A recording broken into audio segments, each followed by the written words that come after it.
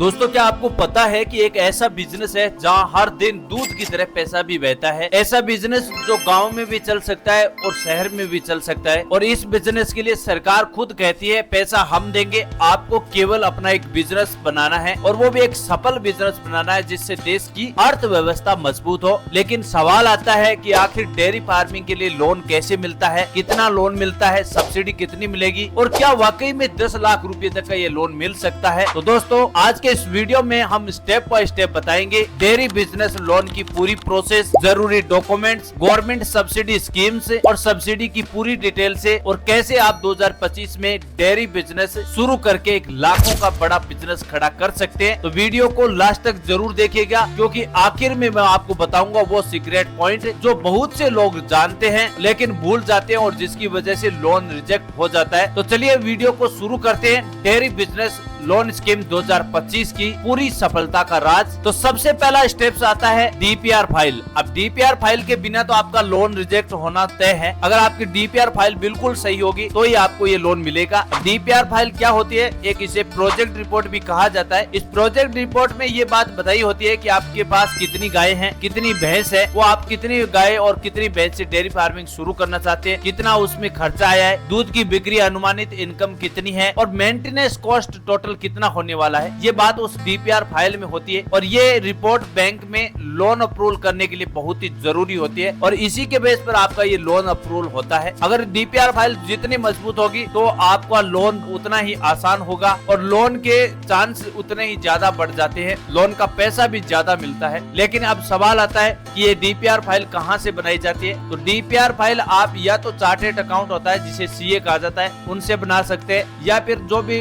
Expert अनुभव जितने भी अधिकारी है उनसे आप ये डीपीआर फाइल बना सकते हैं जो प्रोजेक्ट रिपोर्ट पर काम करते हैं। और उससे ज्यादा जानकारी के लिए आप बैंक से संपर्क कर सकते हैं। बैंक वाले आपको बता देंगे कि आपकी डीपीआर फाइल कहां से बनाई जाएगी, तो वो आपके लिए आसान हो जाएगा। जितनी मजबूत आपकी डीपीआर फाइल होगी, जिसे प्रोजेक्ट रिपोर्ट भी कहा जाता है, उतना ही लोन आसानी से और ज्यादा अमाउंट पे लोन मिल सकता है। सही बैंक को सिलेक्ट करना भी जरूरी है। नंबर 2 पॉइंट आता है बैंक कौन सा आपके लिए बेस्ट रहेगा। तो डेयरी फार्मिंग के लिए आपके पास 4 विकल्प है जिसमें एसबीआई डेयरी फार्मिंग लोन है, पीएनबी डेयरी फार्मिंग लोन है, नाबार्ड स्पॉन्सर्ड लोन स्कीम भी है या फिर आप लोकल कोऑपरेटिव बैंक से भी आप लोन ले सकते हैं। ये 4 विकल्प है। इन चारों विकल्पों में से आप एक विकल्प सेलेक्ट करके आप अपने डेयरी फार्मिंग बिजनेस के लिए लोन ले सकते हैं। आपको इनमें से एक जो भी बैंक है जो नजदीक में है, आप ग्रामीण बैंक से ले सकते हैं, एसबीआई बैंक है, पंजाब नेशनल बैंक है, नेशनल बैंक के साथ साथ नाबार्ड बैंक भी है, वहाँ से भी आप लोन ले सकते हैं। लेकिन आपको ये बात ध्यान रखना है कुछ जरूरी डॉक्यूमेंट की, और ये नंबर 3 स्टेप यही बताया गया है कि आपके पास सबसे इम्पोर्टेंट डॉक्यूमेंट में आधार कार्ड, पैन कार्ड होना जरूरी है। नंबर 2 रहता है एड्रेस प्रूफ प्रमाण पत्र पे, जिसमें बिजली का बिल भी हो सकता है या फिर राशन कार्ड भी हो सकता है। ये 2 ऐसे डॉक्यूमेंट है जो एड्रेस प्रूफ के तौर पर सबसे बेस्ट माने जाते हैं। नंबर 3 डॉक्यूमेंट है बैंक स्टेटमेंट पिछले 6 महीने का। नंबर 4 है डेयरी फार्मिंग की एक प्रोजेक्ट रिपोर्ट जिसे डीपीआर फाइल कहा जाता है। और नंबर 6 है भूमि के दस्तावेज, यानी भूमि आपकी खुद की है या किराए की। अगर आपके पास ये सारे डॉक्यूमेंट अवेलेबल होंगे तो आप इस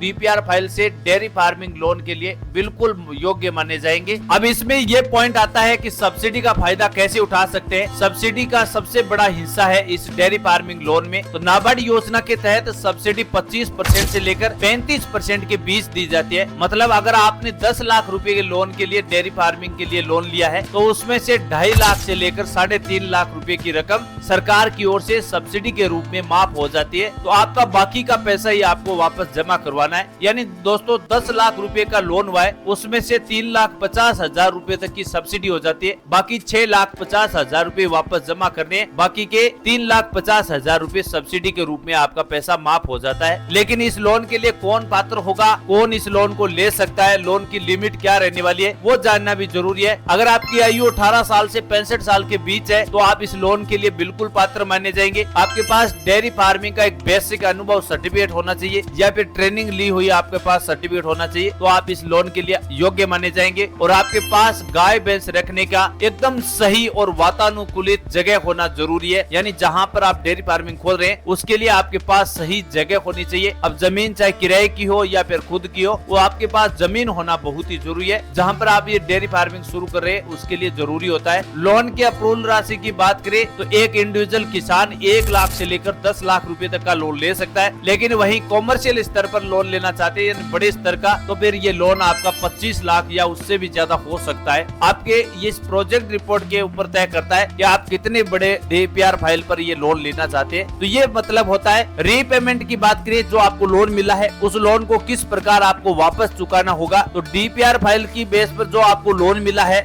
यानी डेयरी फार्मिंग के लिए जो लोन मिला है उसका रीपेमेंट में आपकी ब्याज दर रहने वाली है लगभग 7% से लेकर 11% होती है। लेकिन रीपेमेंट का टाइमिंग आपका 5 से 7 साल का होता है। आपको जितना सब्सिडी के बाद जितना पैसा बचता है उस पैसे को आप 5 से 7 साल के बीच कभी भी चुका सकते हैं। किस्तों में आपको ये पैसा चुकाना होता है। अब किस्तें आप या तो हर महीने की बना सकते हैं या 3 महीने की बना सकते हैं या फिर 6 महीने की बनाकर आप इस लोन की राशि को वापस चुकता कर सकते हैं। तो और अगर आप समय पर ईएमआई भरते हैं तो आपको इंटरेस्ट में भी सब्सिडी दी जाएगी, यानी जो आपकी ब्याज दर होगी उसमें भी सब्सिडी मिल जाती है। तो आपके लिए काफी आसान हो जाता है। केवल आपको तो शुरुआत करनी है। सरकार और बैंक दोनों मिलकर किसानों को खूब मदद दे रही है। आपको मेरे हिसाब से इस बिजनेस के बारे में बिल्कुल ध्यान रखना जरूरी है। अब वो बात आती है जो लोग भूल जाते हैं, सबसे जरूरी पॉइंट और सिगरेट पॉइंट है। लोन अप्रूवल का असली सिगरेट है आपकी डीपीआर फाइल यानी प्रोजेक्ट रिपोर्ट की क्वालिटी कैसी है, वो क्वालिटी तय करती है। अगर आपकी प्रोजेक्ट रिपोर्ट में प्रॉफिट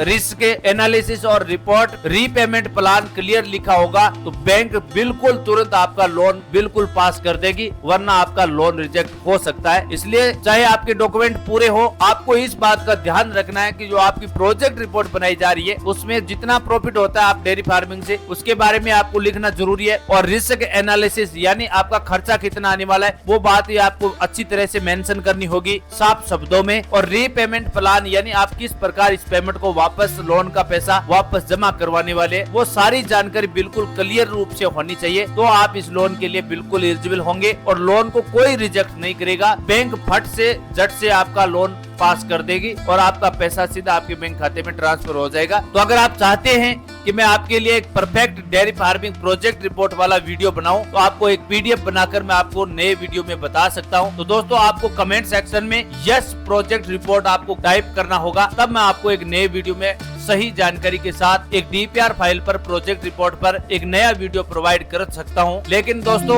डीपीआर फाइल भी इतनी हार्ड नहीं है। डेयरी फार्मिंग का बिजनेस शुरू करना चाहते हैं तो ये 5-6 पॉइंट ऐसे हैं, इनको आपको विशेष तौर पर ध्यान रखना है। आपको इस वीडियो में डेयरी फार्मिंग का प्लान बनाने की प्रोसेस हमने बता दी है, सही आपको बैंक सिलेक्ट करने के बारे में बता दिया है, जरूरी डॉक्यूमेंट के बारे में बता दिया है, सब्सिडी का फायदा किस प्रकार मिलेगा वो भी बता दिया है। इस लोन के लिए एलिजिबिलिटी और आपके लिए योग्यता क्या रहने वाली है, लोन की लिमिट क्या होगी, ये सारी जानकारी हमने बता दी है। फिर भी आपके कोई भी डाउट या सवाल है कमेंट सेक्शन में आप जरूर पूछिए। अगर वीडियो आपको अच्छा लगा है तो वीडियो को लाइक करना, अपने दोस्तों और गांव वालों के साथ शेयर जरूर करो, सब्सक्राइब करो ताकि अगला video dairy farming setup cost profit calculation 2025 का आपको मिस ना हो सके तो आप इस वीडियो को ज्यादा से ज्यादा किसान भाइयों के बीच शेयर कीजिए। हम मिलेंगे एक नई वीडियो में नई उम्मीद और नई जानकारी के साथ। तब तक के लिए किसान साथियों जय हिंद जय भारत।